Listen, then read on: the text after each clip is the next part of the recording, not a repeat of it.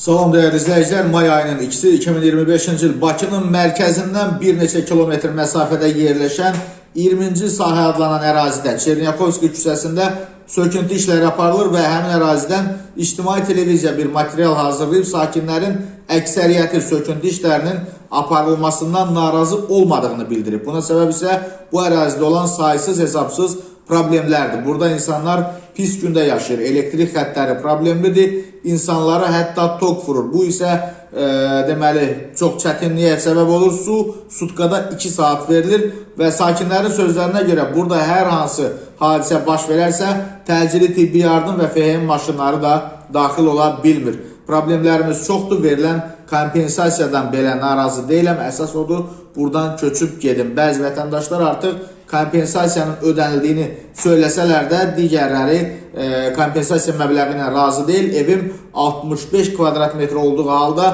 şirkət 54 kvadrat metr plan götürüb. Bu ödəniş də məhz ölçüyə uyğun çıxarılmalıdır. Mən şəhərə yaxınam, niyə kəndə getməliyəm? Bu kompensasiya ilə razılaşa bilmərəm. Məsələ ilə bağlı Dövlət Şəhərsalma və Arxitektura Komitəsindən bildirilib ki, mövcud evlərin sökülməsi və abadlaşdırılması planlaşdırılır. Artıq həmin ünvanda yerləşən 34 mənzil üzrə kompensasiya ödənilib.